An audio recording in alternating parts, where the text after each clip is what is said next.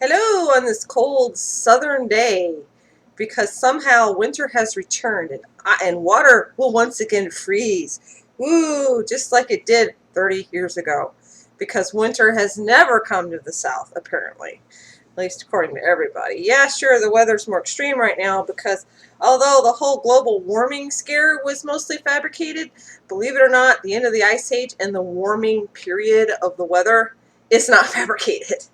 And we're going to have warm snaps, we're going to have cold snaps.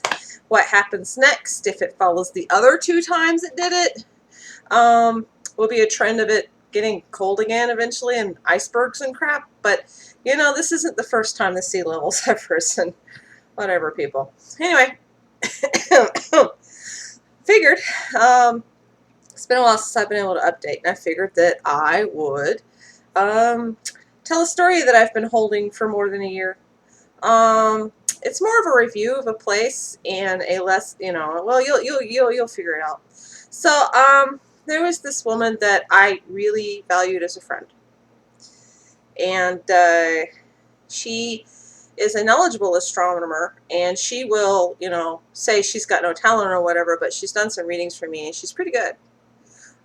She's able to keep it down to earth, which is better than some people I've worked with. And she's able to do more than tell me what the weather's going to be tomorrow, which unfortunately some people I've worked with are stuck on the weather. And she invited me to see this magical, mystical, spiritual community that's about 119 years old or something in Florida. Turns out it's only a couple hours from where I grew up. I'm like, cool. So we meet her down there. And first impressions. I was going to originally show videos I took and everything of it, but I've since misplaced them and it's not important. I'm just going to keep this place nameless. We'll call it, I don't know, the Crystal Caves. I don't know. It's this place in Florida and it's in the middle of the brush. The original houses are there and the streets are very unpaved. What sidewalks there were covered in dirt. I'm not, because of the way or the earth shifts, they had basically gotten buried, and there had been not really much of an attempt to unbury them and keep the place, looking as good as when it was first built or something. So first impression is it was run down.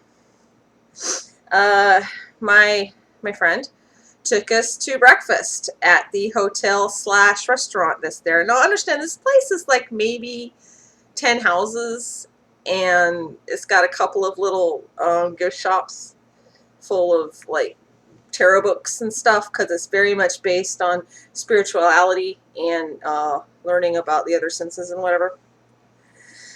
But there wasn't that much to it. There was in the middle there was what used to be a small pond, and it looks like the aquifer drained, which is happening in Florida. It's a phenomenon that's been documented for a while because Florida's overpopulated and everybody pulling the water out of the aquifers has pretty much emptied Florida, so that Florida is basically floating on air, and that's why there's sinkholes and stuff, and why I really don't ever want to go back and think people are crazy to live there because the place is not safe anymore. So it's empty. But, if you want to get a glimpse at history that's been allowed to run down, then this is the place to go. The food at the restaurant was really good, and it was very kind of my friend. She bought us breakfast, which I wasn't expecting. When we went, that was nice, and I'm very thankful for that. That was a nice gift. And then we took the tour. They give this little historical tour, and it's a hot day. Yes, I'm what the more shallow people would call fat. But I don't care, because I've learned that in order to be beautiful, you have to be comfortable in your body. And so I'm wearing a sundress, and my arms are bare, and I was not and unlike everybody else around me, I was not sweating like a pig. I was comfortable, and it was a nice, beautiful day as we take this tour, which is a good thing I dressed for that, because it was hot and we're walking, and it may not have seemed like, oh well, it's only a couple of houses, and we weren't even allowed to go all the way down because some of it was private. But when you're standing around in full sun in front of each house listening to a long lecture about each little spot 1 or 2 feet away from each other, yeah, you'd be glad you dressed for the weather. And so this is where things begin to change. This community, apparently, and I don't want to tell any lies, so I'm not going to give full details because I don't remember them exactly, but it's 119 years old. It was actually a sister community from a, what is my nose? Always itch when I'm filming, but anyway, from a sister community in New York. And you know, they came, and, you know, spiritualists came, mediums, you know, whatever. And so in order to live there, you have to pass this test. Yeah, you have to pass a test that you've got, you know, a grasp of your ability to do the other senses. And if you can't do them, you're not welcome in. Yeah. Ew. So that was bad impression number one. I appreciate that they wanted to keep the community pure, so to speak. But okay. But there were reasons why it just didn't sit well with me, besides the fact that, you know, if I want to live in a gated community, I'd, you know, live in a gated community, and I just don't want to. I value my freedom. Second thing about this community that is of note is that in order to, like, fix up a house or change a house, you have to, like, pass this, I don't know what you would call it, this group of people who say yes or no, which is understandable. I've seen these historical society decisions in places like where I grew up, and it's if you want to change the house past its historical set, then, you know, chances are it's going to be no, because they're trying to preserve the history of their place, and that's pretty okay if you're willing to sit with that. The reason why that kind of bothered me is when I was growing up, if you had a historical house and wanted to fix it up and everything, it was usually okay, because normally people didn't want to, like, do things that would make it not historical. But then they're telling us, well, this house was changed in this way and this house was changed in that way. And a good many of the houses were really run down.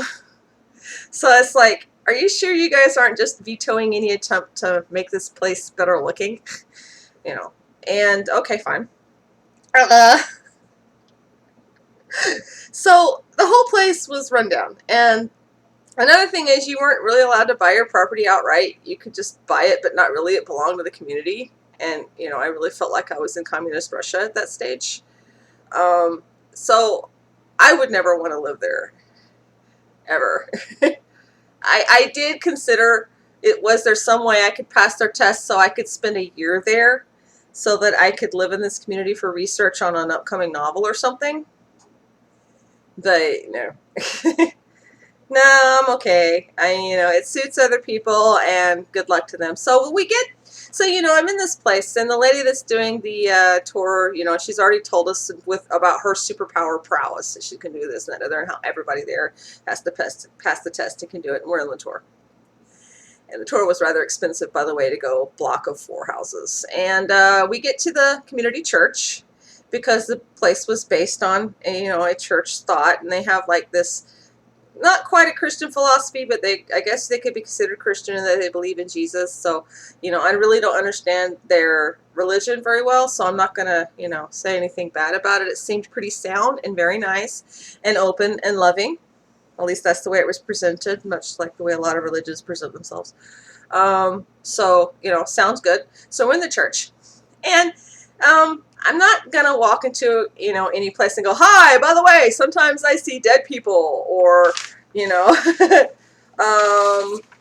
or whatever, I just, it normally is everybody can. So, like, you go in there and you're like, yes, I can see dead, it's like, by the way, did you know that I could walk? And someone's going to say, wow, I can walk too. And you're like, yes, but I can walk backwards. And it's like, oh, I can walk on my toes. And that's pretty much how the gifts are, And so it seems silly, but I'm in this church, and I'm listening to her recount some history of the church, which, by the way, I don't remember. To save my life, I don't remember. Because I was distracted. You see, we're on the balcony, and she's a little bit below us and talking, and out there, right there, a shadow spirit stepped through the front doors and stood there and stared at us for a while. And I'm looking at this, and it noted, and then it just kind of flitted off to the right and disappeared. I'm like, okay. And I'm looking, and no one else saw it, not even our guide. Admittedly, she wasn't really looking that way. But then I caught it out of the corner of my eye again, and it was circling around the church hall watching us. And it was in her line of sight, and she's just talking and doesn't notice it. And so I asked, has anybody seen a ghost in here lately? No, not really. Yeah. And then it exited out a side door to my right. I kid you not. I told my husband, did you see that? He's like, no. I was like, didn't think it. Thought I was the only one. Okay, fine. And that felt kind of weird that, the people who were supposed to be able to see it completely didn't even notice this thing that was casually watching us, that very clearly, like a wild animal that knows it's not threatened by the campers, was not about to worry about shielding itself or hiding itself. It knew it wasn't going to get noticed.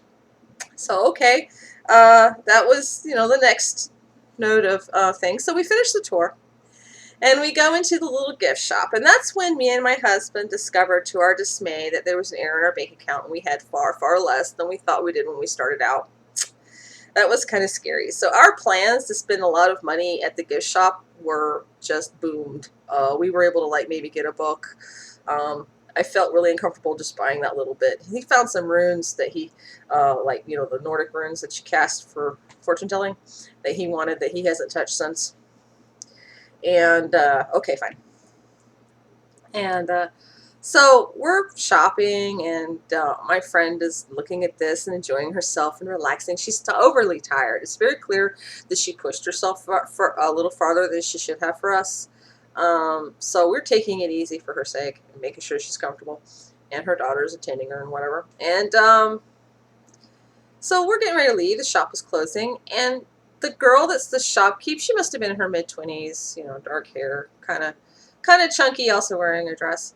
She's giving me dirty looks.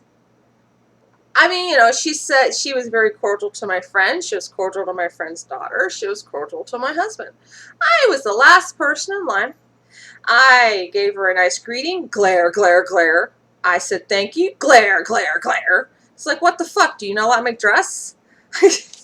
What is wrong with you? What the hell have I done to insult your pretty little white butt? Because I've done nothing. I've come to your stupid place, and I politely listened to your brief little tour and paid a whole bunch of money for it, and didn't embarrass anybody when I saw things that no one else did.